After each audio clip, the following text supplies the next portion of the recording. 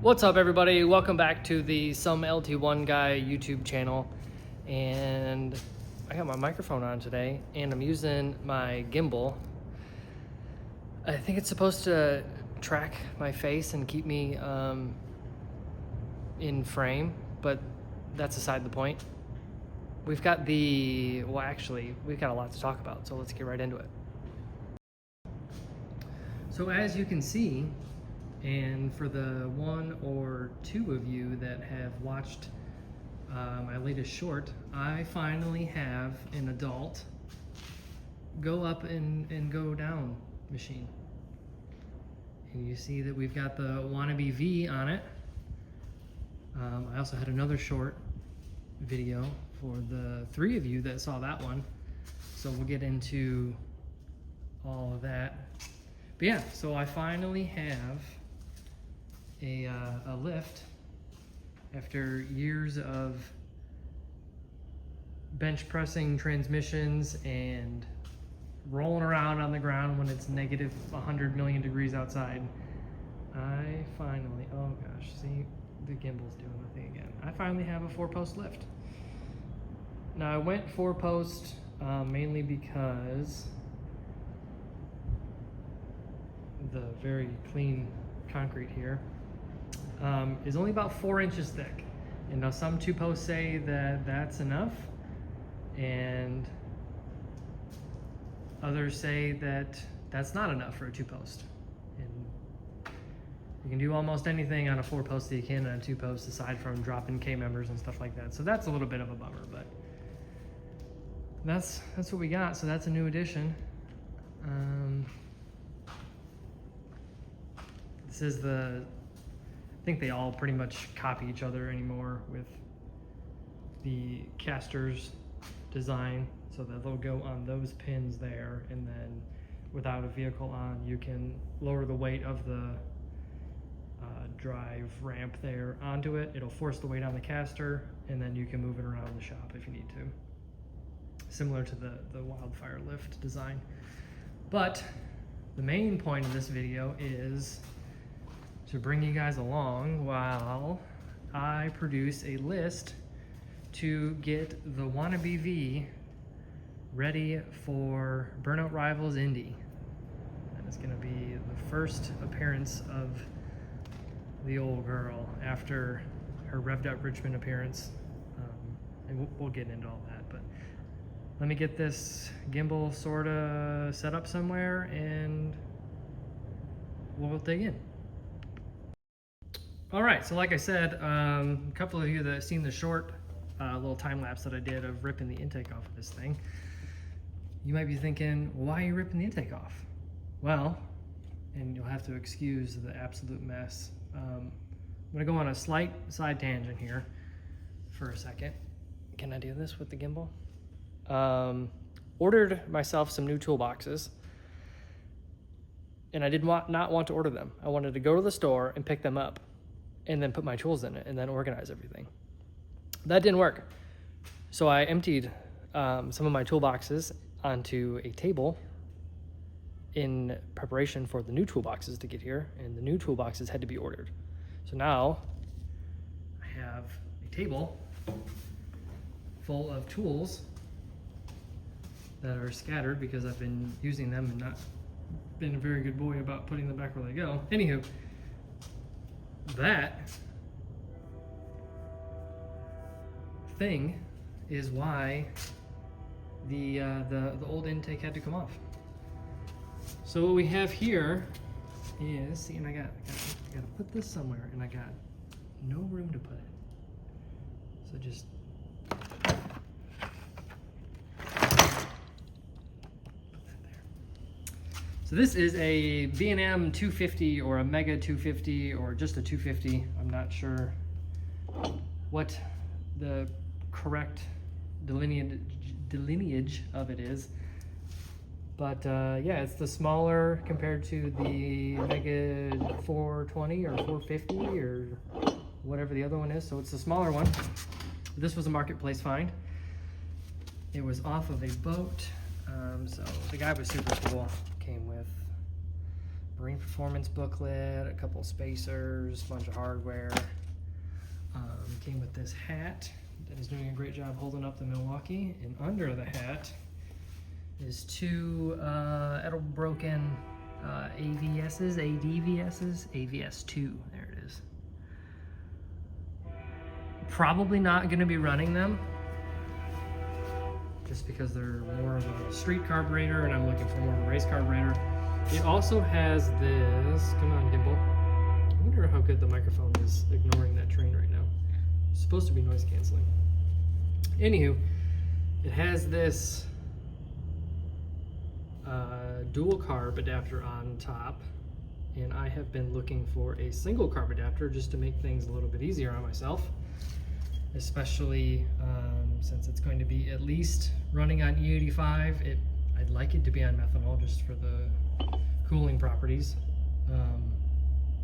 Obviously one E85 carburetor or one methanol carburetor is a lot cheaper than two, so that's the main reason why I'd like to try and source a single carb adapter.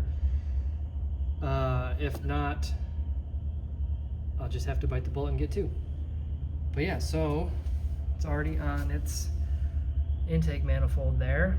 It's already got the tensioner somewhat loosely attached there.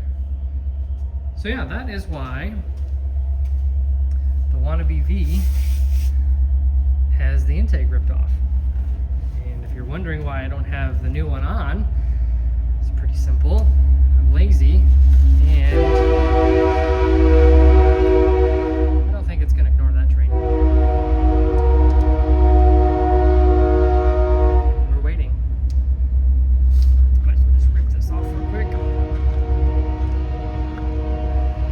If I can. Anyway, so I might throw up a picture of the Chinesium roller rockers that are on this. I want to replace them with something name brand if we're going to be leaning on this thing any more than we already have. So I left the intake off so that I can wiggle the push rods to set lash. Pretty much the only reason why the intake is still off. So once I get those rockers in, the new intake can go on with the blower, and then we can proceed with other things that we need to do. So that balancer's got to come off and get replaced with the new balancer setup, which is right here.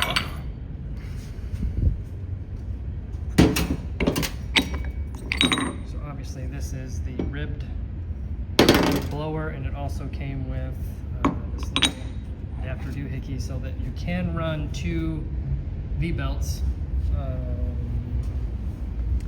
We don't really run a V-belt at the moment. It would be cool to throw an alternator on it somewhere, wherever it may live, and then use one V-belt. I don't know how much room I'll have. The radiator's out right now. If I want to put the dual V-belt thing on there, I probably should and just make it work just in case. But that is an update on the engine side of things. Just a little backstory, since I don't think I've talked about it since the old girl had her debut at Revved Up Richmond. Thrashed it together. There's a handful of commenters I saw that were familiar with seeing this car. Zoom out. Can I zoom out? I can't zoom out. From the Southeast Michigan or maybe Southwest Michigan Facebook. So they're familiar with it. So I picked it up as pretty much as you see. 05 or 06 Cadillac CTS, small block Chevy, shoved under the hood, and it's got a turbo 350 or turbo 400 with probably the world's worst broken, busted B&M shifter attached to it. And if you can't reach your adjuster, I do have a light. Stand by. Lightage. If you can't reach your trans cable shifter doohickey adjuster, just cut a hole in the floor, and then you can adjust it from your driver's seat, and that's how you do that. So We are slowly piecing this thing to do something cool, hopefully.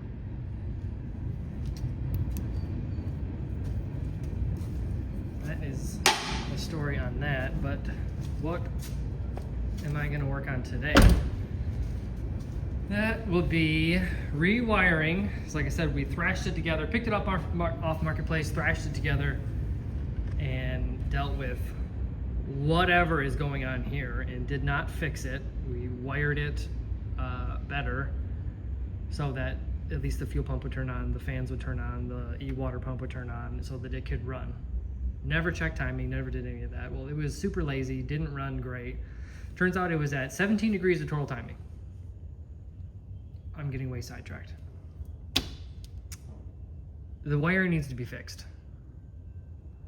So the battery is gonna go in the back with the fuel cell. I went to the O'Reilly's and picked up a battery mounting kit. So it's gonna go here-ish, maybe back there-ish. And then part of the rules for the Burnout Rivals is you use an exterior emergency kill. So I've got that coming. I don't know how cool I think I'm gonna be. If I'm gonna run it through the taillight, I'll do like a push-pull style through the taillight. That'd be kind of cool. Worst case Ontario, I could just get a switch like right here or something. But that is the first step of getting this thing wired up. So I might set up the camera on a time lapse. Switch around. I don't really know what you guys like to watch. Do you like the time lapses? Do you like watching me slowly, normal time as I'm doing things and messing up camera settings and forgetting to hit record and running out of battery and running out of memory? Let me know in the comments. And for the next, I guess we'll make a series out of this, the next series of WannaBeV things, I can either do time lapses or I can do a little bit more in-depth things. But so yeah, that is going to be that. But for the time being, I will find one of my chalk pens and write us out a nice list, including all facets of engine start, make noise things that need to occur before the first weekend of May. And it is the last day of March today. Yes, it's the 31st. So let me find my chalk marker and we'll get a list together. Okay, I had the chalk marker and I lost the chalk marker in the process of, oh, there it is, getting this gimbal to sit where it needs to be. So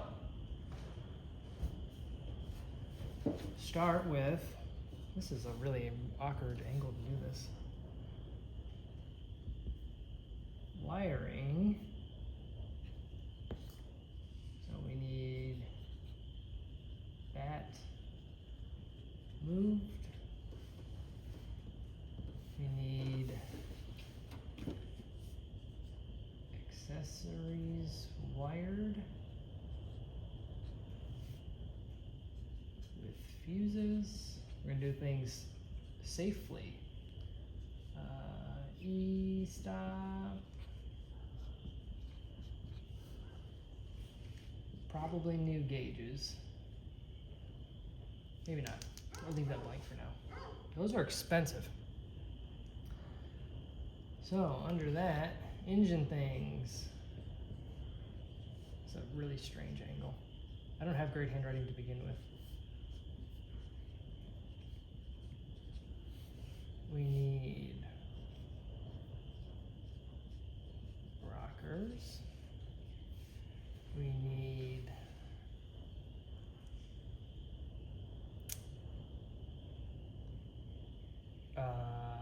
Dizzy. It had a HEI on it before, but I think if we're going to be leaning on E85 or methanol, we're going to have to go to standard cap and rotor with a coil and probably a 6AL. or whatever the latest and greatest from MSD is. Exhaust work, that goes under engine, right? Exhaust things. We have a leaking manifold on this side, and right now it's just open header with a turn down, and I'd like to do open header with like, I don't even know if you can see my hand, kind of like a jaunt that kind of briefly points at the rear tires, but not hopefully enough for them to catch on fire during a run, but at least get some of the smoke influenced to go in that direction. Okay, so then next, this is really strange. Trans. We need a converter and a new trans. So that's something that we can talk about briefly. This transmission, and I don't know how much fluid is in it, moves, and then you let it sit for an hour or a day or a month or over winter, it doesn't matter. And it won't move until you put like another half a quart in it. Same thing. You let it sit for an hour or a week or whatever, and it won't move unless you put another half quart in it. And it does not leak that much. So it's gonna have to come out and get something. It also doesn't shift. Like if you put it in drive or 1 or 2 or 3 and drive it down the road, it does not shift. It just is, it behaves like a CVT transmission. It's very strange. Still has neutral, park, and reverse that are very clear, but it does not shift as you go down the road, either manually or on its own. So I don't know what the story is. We'll just put trans and we'll circle it because it's not working. Under that, diff.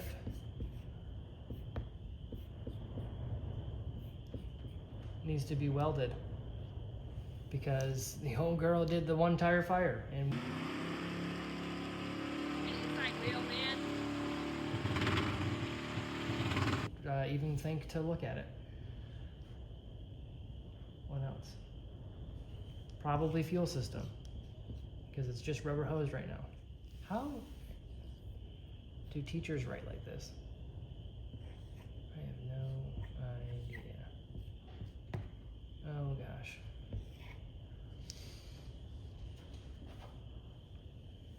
Steel wheels.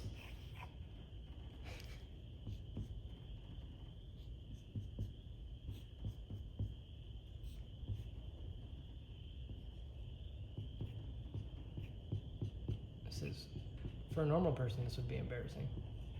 But I'm doing fine. Don't worry about it. And I'm sure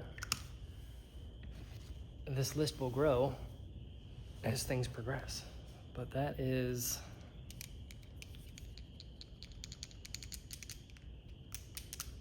the gist of it. Maybe add radiator on there. I don't know. So for the time being, I'm going to try and find a place to put the camera and put it on time-lapse. Time-lapse just throwing, I might not even film, it's just throwing a battery in a battery tray and tying it down so it doesn't move. Once I get the e-stop in, I might film that, and then I'll try to keep you guys updated as the progress continues. Like I said, we have a month to get this thing competition ready. So I'd appreciate if you guys drop a like, comment on if you're going to Burnout Rivals Indy. There's going to be quite a few Skids for Kids guys going to be there. So it's going to be like an opening day, opening party for Skids for Kids 2026. So that's going to be pretty cool. So let me know if you're going to be there, if you're going to be competing or just watching, or if you're watching on Freedom Plus. Let me know. Drop me a comment. And subscribe if you don't mind. It helps me know that the people that are watching this video are digging what I'm doing. It's free. Give it a shot. I appreciate it. We'll talk to you guys later. See ya.